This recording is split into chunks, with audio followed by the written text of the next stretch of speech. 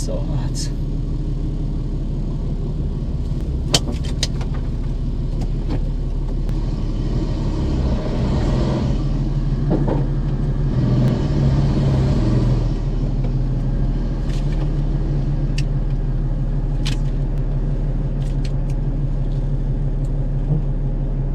Okay.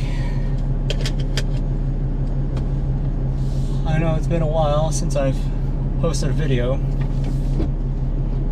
It's not easy moving states, especially going to or moving out to Hawaii.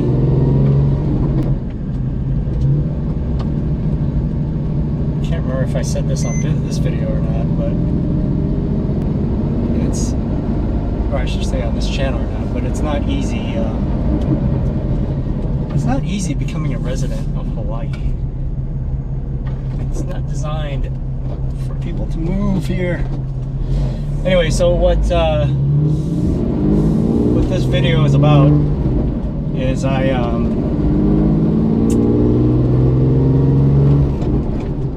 got straight headers, or catless headers.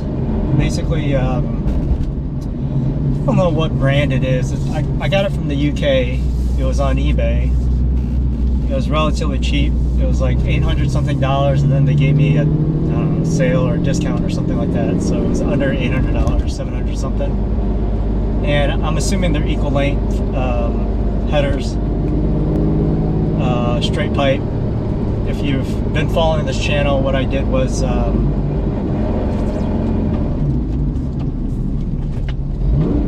I deleted the center muffler, or got crossover pipes from AWE, I think it was. I also have a cold air intake from Fab Speed, and then now I have these catless headers, stainless steel, whatever, catless headers. They're pretty good, I think, but the problem was fitment on the left side wasn't great in regards to the O2 sensors. So the O2 sensors on the left or driver's side didn't fit. So actually one of them fit, the other one didn't. So what I ended up doing was having to buy like a 90-degree U-joint type thing to angle it off, and that took some time to order the part and arrive.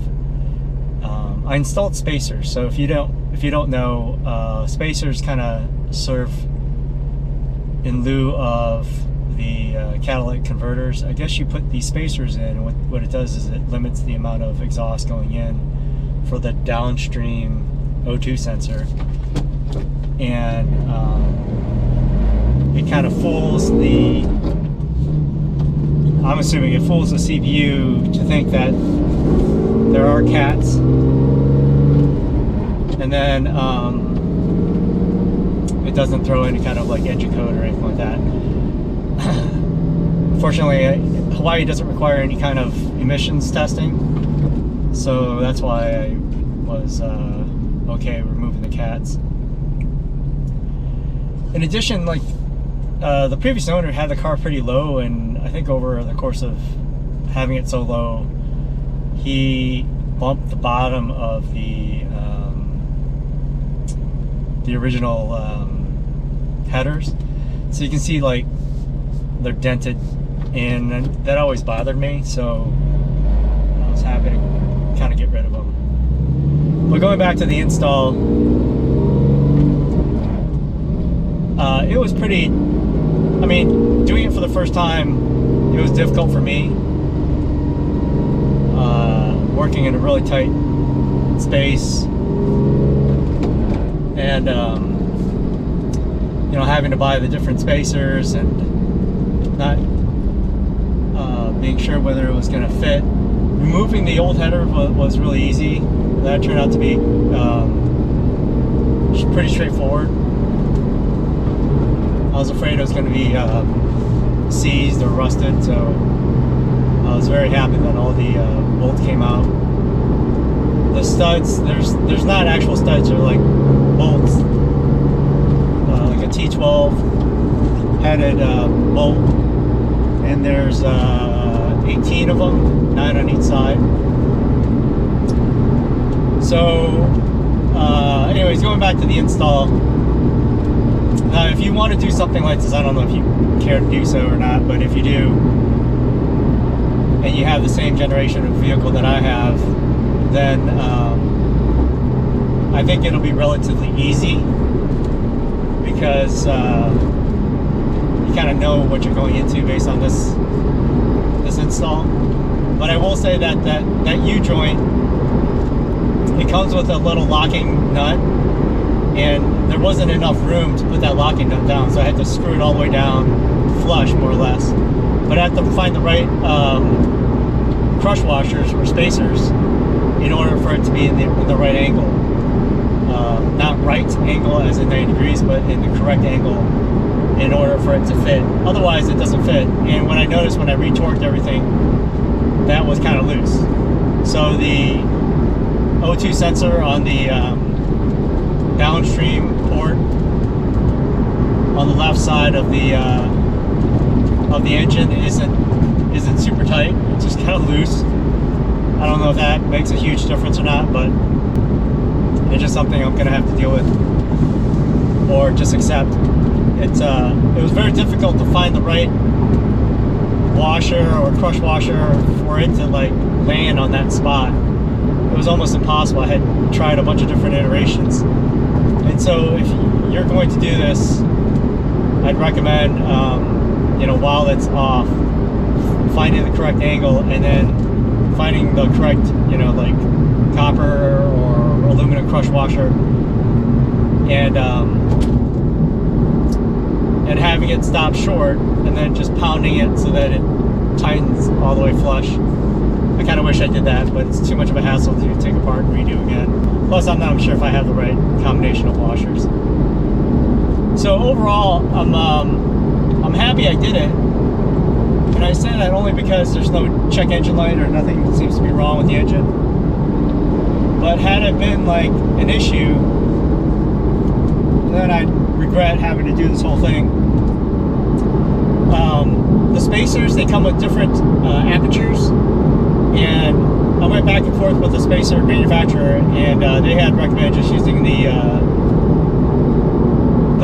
middle size, and that's what I went with on both the 90 degree like J joint one, and also the straight one. I originally put in the smallest aperture, but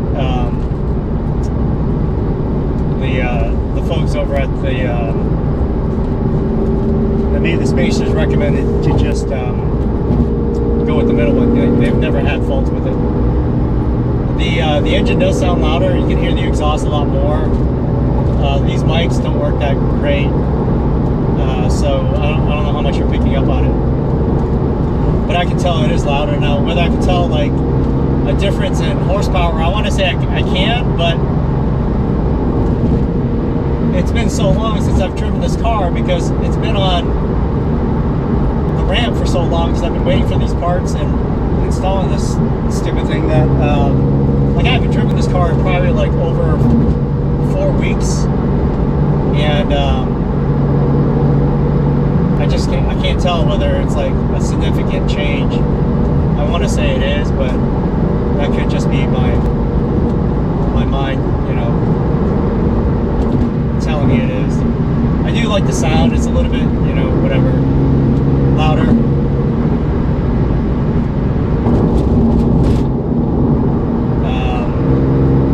So overall, I'm not regretting that I did it, but having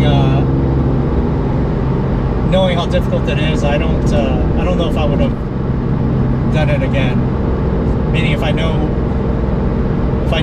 you know, all the hassle that I would have to gone through, I think I would have just left it alone.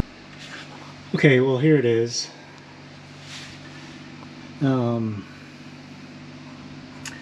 The right side was pretty smooth. Everything fit without much of a hassle. You can see here the spacer that I installed on the downstream. So the quality of the spacer I like. I had to get a different type of spacer on the other side. You'll see this in a second. But here's the upstream O2 sensor. So like I said, this side, the right side, was not much of an issue.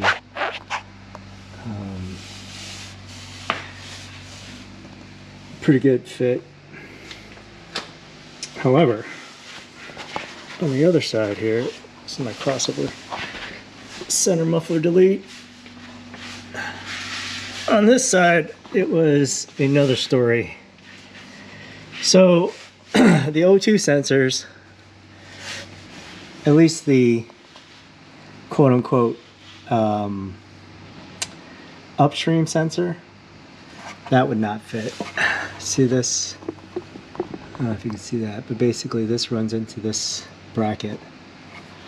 So I had to get this J adapter spacer, and what I did was I swapped the downstream and the upstream. So this is typically the upstream, but by putting in this J spacer, it would remove the O2 sensor too far from the exhaust on the upstream. And so I swapped it with the downstream. If you can see this, on this side there's no spacer. This light better. On this side there's no spacer. So it's like the downstream is the upstream, and then the downstream is now the upstream. Now this cable is typically short because it's usually on this side right here. So anyways, it was this is somewhat of a MacGyver pack, I'm gonna say. Hopefully it won't throw any codes or check engine light. I mean, it looks good, and hopefully it'll run without much of an issue. But this left side was quite a hassle. I don't necessarily recommend it at this particular stage because it took a while and the fit was not great. Now I might change my mind after I start it up and it's like way faster. If you see the top part here, what I had to do was disconnect this. This is normally here. This is normally right here, so I had to disconnect that because that wasn't long enough to whip around. And then there's plenty of slack on the upstream. And then on this side again was clean. This is exactly how it should go. So I had no issues with that.